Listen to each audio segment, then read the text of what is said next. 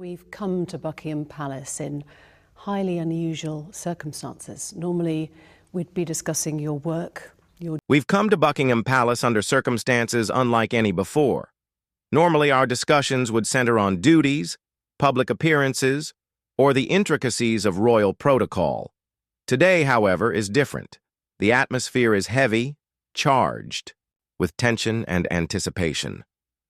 Prince Andrew sits quietly, tears streaming down his face, as a long-buried secret, one that has haunted the royal corridors for decades, finally comes to light. A palace insider has stepped forward with revelations so shocking they threaten to rewrite the very history of the British monarchy. Hidden documents, concealed truths, and whispers of cover-ups have ignited a storm within the palace walls. Could this be the explanation for the tension and distance that has lingered for years among the family members? The truth is far more personal and far more painful than anyone could have imagined. At first glance, it might have appeared like an ordinary day at Buckingham Palace. The sun shone brightly over the manicured gardens. A gentle breeze rustled through the leaves, and the distant chirping of birds filled the air with calm normalcy. Yet within the walls of this centuries-old institution, a secret of unimaginable magnitude had just been uncovered. A letter had arrived, seemingly mundane, carrying a revelation that would send shockwaves through the royal family, reaching even the Queen herself. What appeared to be just another piece of correspondence contained information so explosive that it instantly altered the course of personal and public histories. When Prince Philip first laid eyes on the document, a subtle but profound shift occurred. Those around him, unaware of the gravity of the situation, continued with their routines, oblivious to the silent storm brewing within the palace. The catalyst for this upheaval was the letter itself, a simple envelope holding a DNA test report. Its contents confirmed something that had been suspected, whispered about in hushed tones, but never publicly acknowledged.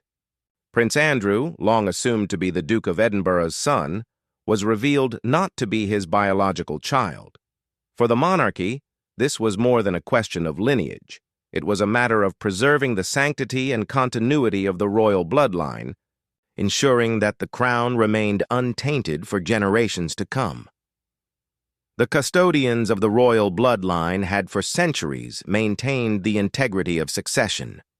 And now, the revelation that one member of the family did not share the blood of the lineage was a shock that could not be undone. Why Prince Philip had ordered the test remains a mystery. What seeds of doubt prompted him to seek such confirmation are unknown, but the test was conducted in secret, shielded from almost every eye and ear in the palace. Those entrusted with the knowledge were sworn to absolute secrecy. The Duke of Edinburgh did not seek scandal or public opinion.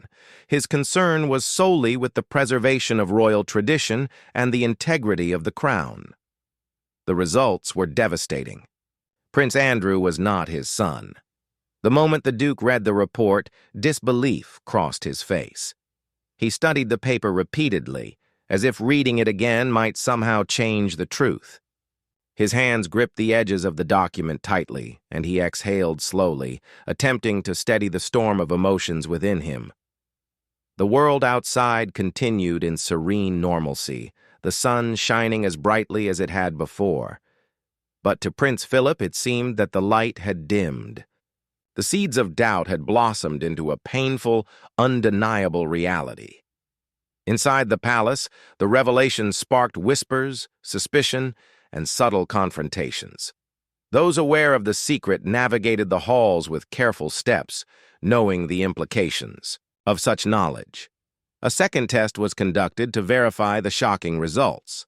Despite the hope that perhaps the first was flawed, the outcome was the same. Prince Andrew was not the biological son of the Duke of Edinburgh. These results were never made public, hidden away under layers of palace protocol, because to reveal them would have been to disrupt the line of succession and challenge the foundations of the monarchy itself. Yet secrets like this have a way of emerging, Recent leaks and recovered documents have brought this hidden truth into the public eye, leaving the world reeling and questioning everything previously assumed about the royal family. For Prince Andrew, this revelation was not just about blood, it was about identity, legitimacy, and his place among the monarchs of Britain.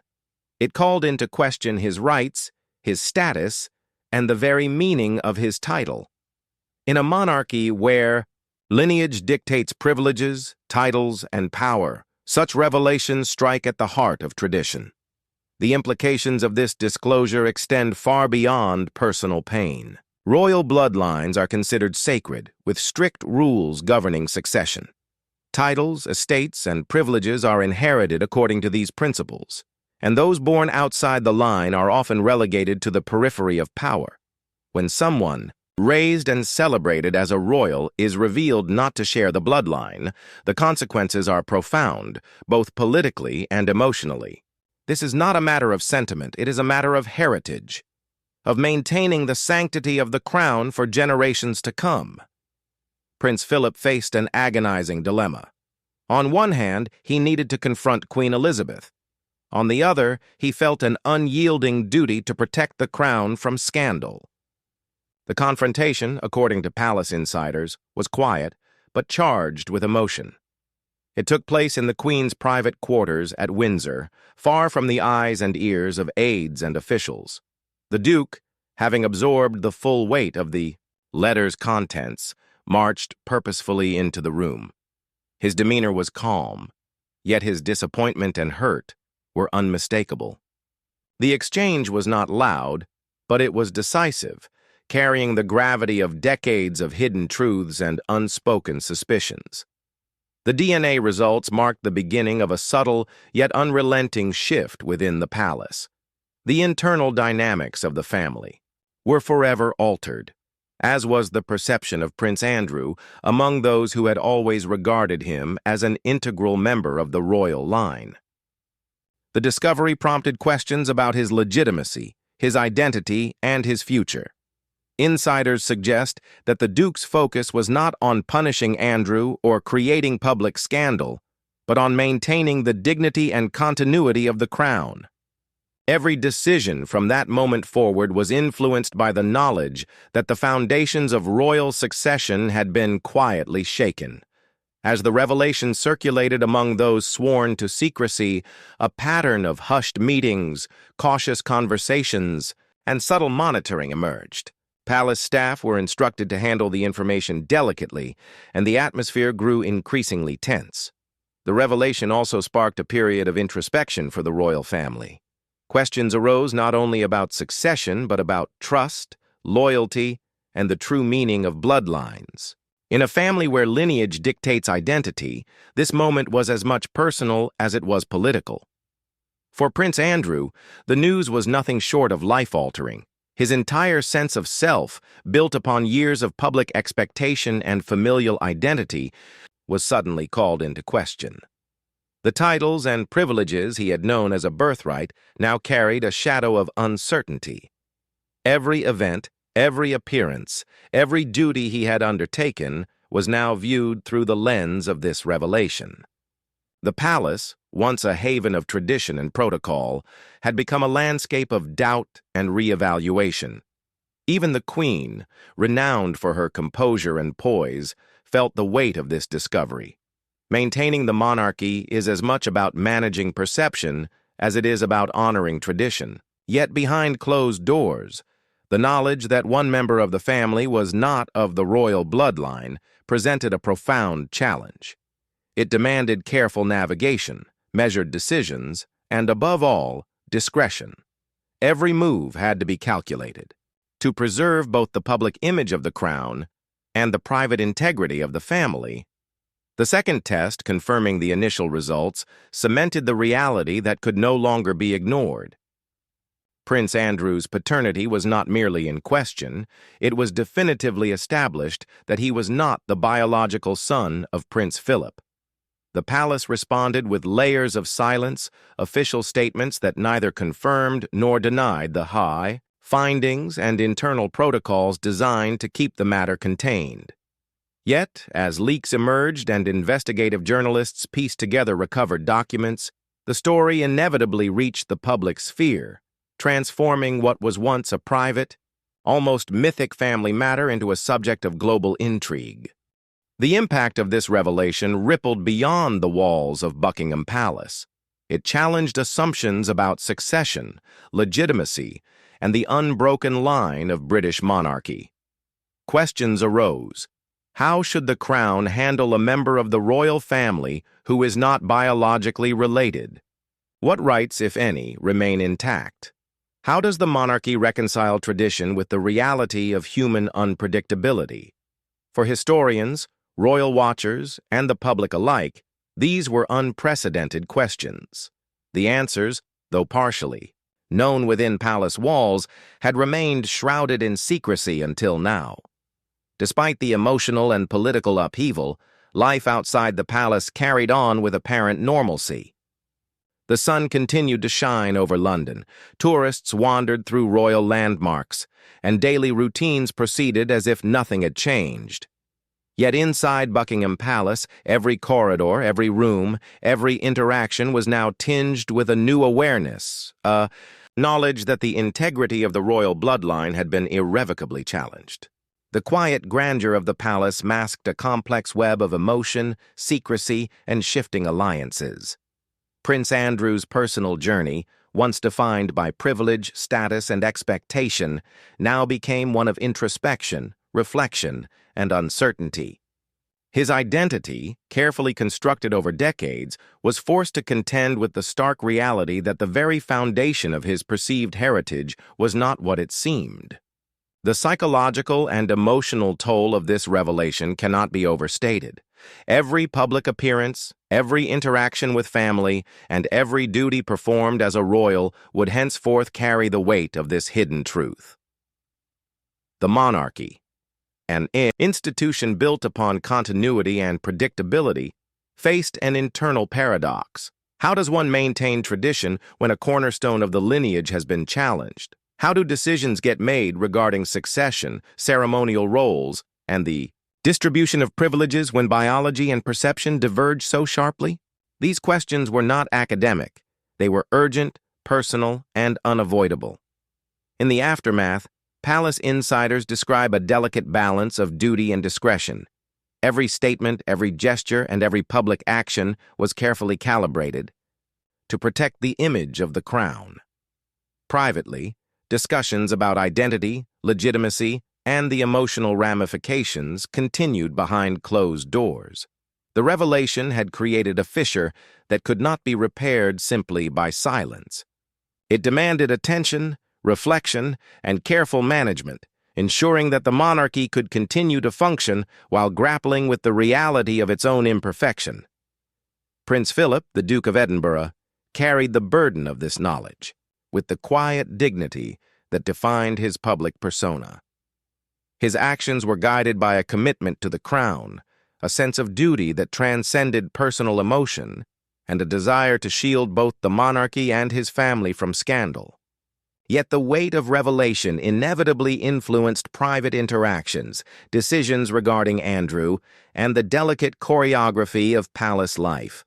As whispers emerged, as documents were leaked, and as the public gradually became aware of the hidden truth, the monarchy faced a critical test of resilience.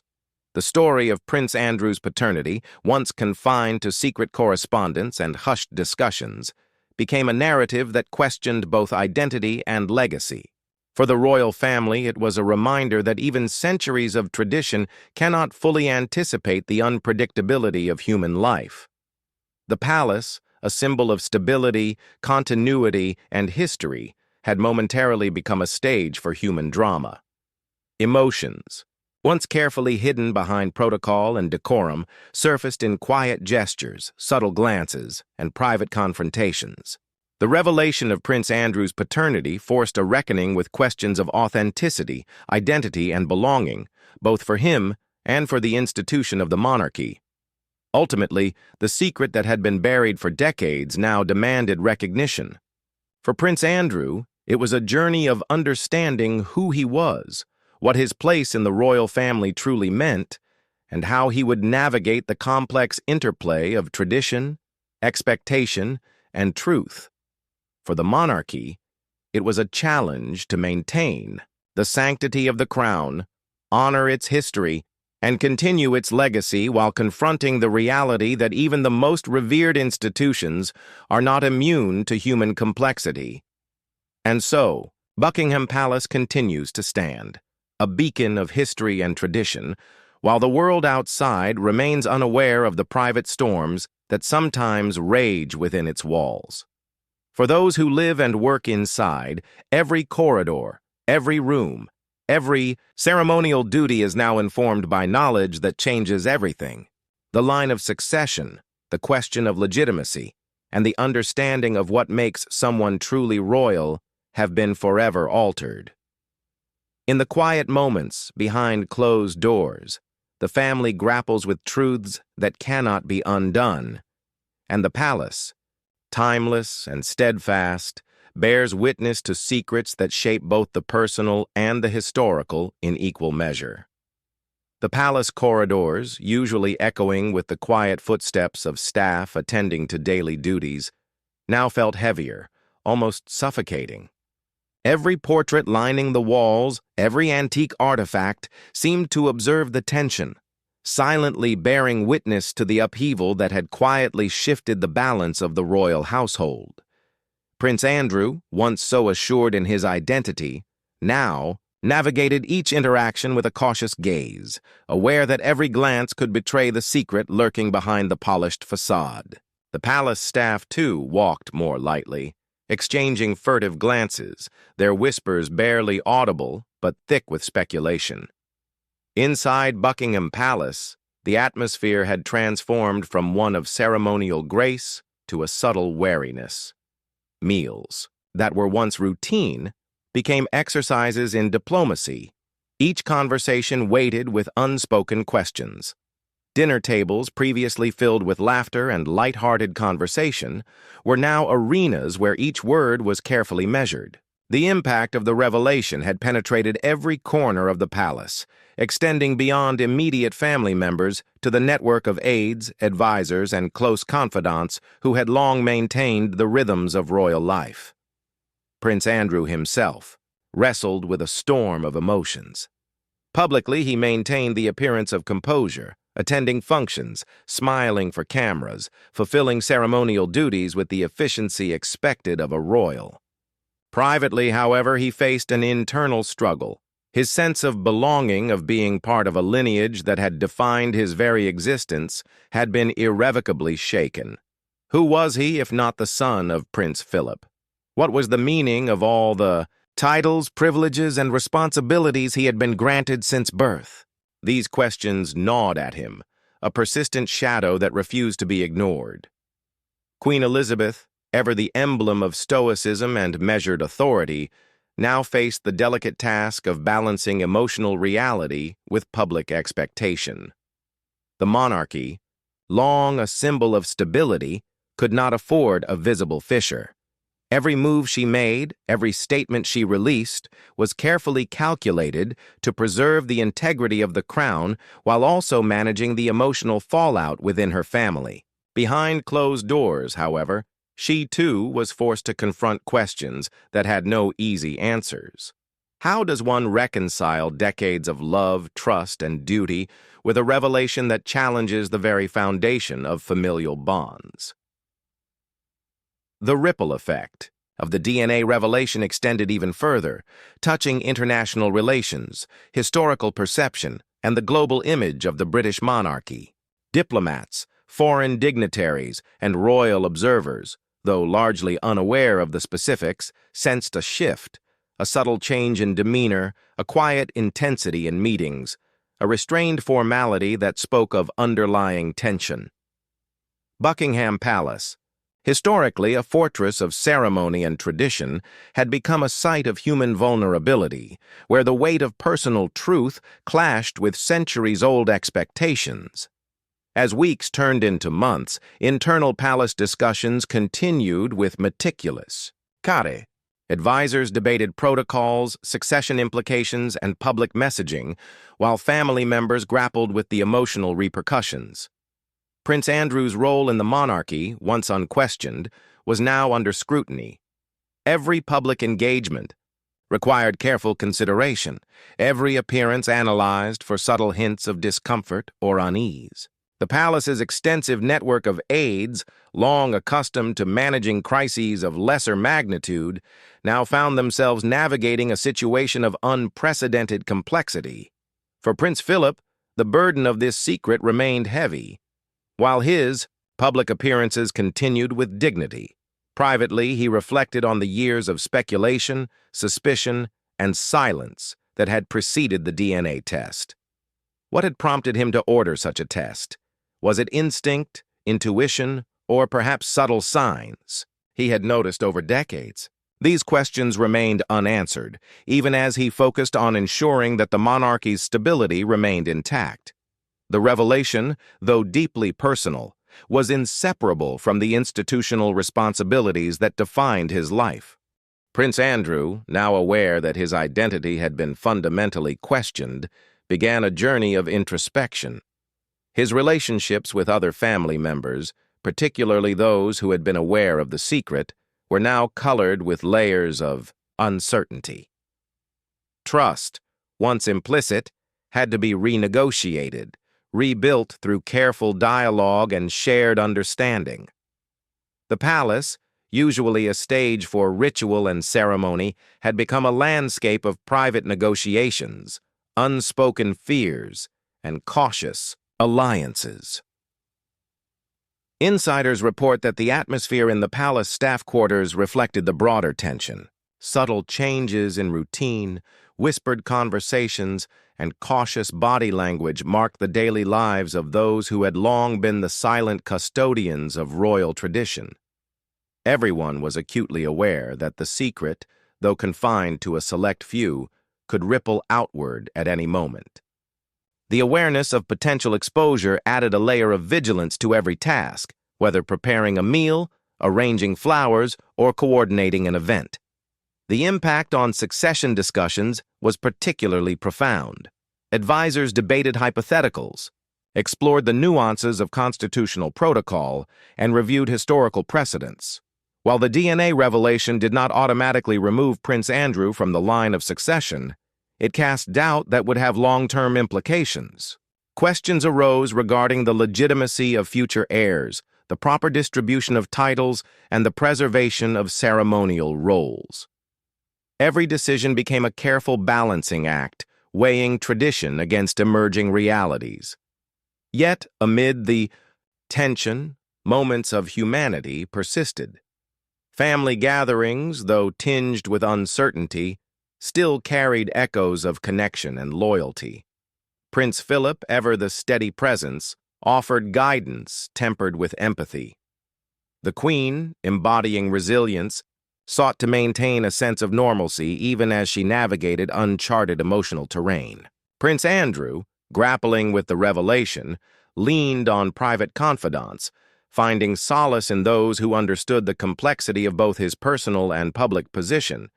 The public, largely unaware of the full truth, continued to engage with the monarchy through formal appearances, media coverage, and ceremonial events. To outsiders, Buckingham Palace remained a symbol of grandeur, tradition, and continuity. Yet, for those within its walls, each event, each greeting, each smile carried the silent weight of secrets long buried and now partially revealed. The tension between appearance and reality, between public duty and private turmoil, defined the daily rhythm of life within the palace. As investigative journalists and palace watchers began piecing together hints and leaks, the story of Prince Andrew's paternity slowly reached the broader public. Discussions erupted about legitimacy, royal privilege, and the very nature of monarchy. Analysts debated the implications for succession, the historical narrative of the British royal family, and the ethical considerations of secrecy. The palace, historically a bastion of controlled information, now faced the challenge of managing perception in an age of relentless scrutiny. Throughout this period, Prince Andrew confronted questions about identity, legacy, and self-worth. The revelation forced him to reconsider not only his familial relationships, but also the meaning of the roles he had inherited. Titles, appearances, and ceremonial duties, once symbols of certainty and belonging, now carried a subtle tension. Every interaction, whether with foreign dignitaries, staff members, or family, required heightened awareness and careful navigation. The palace's reaction was a combination of discretion, strategic planning, and emotional management. Staff meetings, private consultations, and internal briefings emphasized containment, continuity, and measured response. The monarchy's long-standing protocols, designed to preserve both tradition and secrecy, were tested as never before. Advisors worked tirelessly to ensure that public confidence in the crown remained intact while managing the emotional fallout for those directly affected. Prince Philip's quiet leadership became a touchstone for stability. Though privately burdened by the revelation, he remained a figure of authority, guidance, and empathy. His interactions with Prince Andrew were measured, offering support while emphasizing the weight of duty and responsibility. The Queen, maintaining her role as the linchpin of the family, balanced emotional understanding with the practical needs of governance and public perception. The unfolding of these events highlighted the delicate interplay between personal truth and institutional expectation. The monarchy, an institution built on centuries of ritual, protocol, and bloodline, was forced to confront the reality that human lives do not always conform to tradition. Secrets, long guarded and hidden, have a way of shaping not only personal identities, but also the perception and stability of the institutions they inhabit. Prince Andrew, reflecting on the path ahead, understood that his journey was now defined by adaptation, understanding, and careful navigation of both public and private spheres. The revelation of his paternity was not an end, but a turning point, a moment that required resilience, introspection, and a recalibration of his sense of self. The palace, emblematic of continuity and tradition, had become a landscape where personal truths intersected with history, shaping the trajectory of individuals and the institution alike. In the months following the revelation, Buckingham Palace adjusted to a new normal. The balance between duty, secrecy, and emotional reality became a defining feature of daily life. Ceremonial events proceeded with the expected pomp and precision, yet every gesture, every statement was now informed by the awareness of secrets that lingered just beneath the surface. For those within the palace, life continued, shadowed by the knowledge that history itself had been subtly rewritten, and that the legacy of the crown was inextricably linked to truths that could no longer be ignored. Prince Andrew's place in history, in the eyes of the public and within the royal family, would forever be colored by this revelation. It was a question not only of identity, but of legacy, duty, and belonging. The palace, timeless and steadfast, continued to serve as both home and institution, witness to the unfolding drama and custodian of secrets that define generations. Yet the story, as it emerges now, reminds the world that even the most enduring institutions are shaped sometimes profoundly by the hidden realities of the people within them. The sun still shines over Buckingham Palace. Tourists still marvel at its grandeur. The gardens continue to bloom in immaculate order. But inside, the palace has changed, subtly but irrevocably. Secrets once buried, whispers once silenced, now shape interactions, decisions, and perceptions. Prince Andrew, Prince Philip, the Queen, and the extended royal family all navigate a new landscape of understanding, where history, identity, and truth converge, and where the line between perception and reality is forever altered.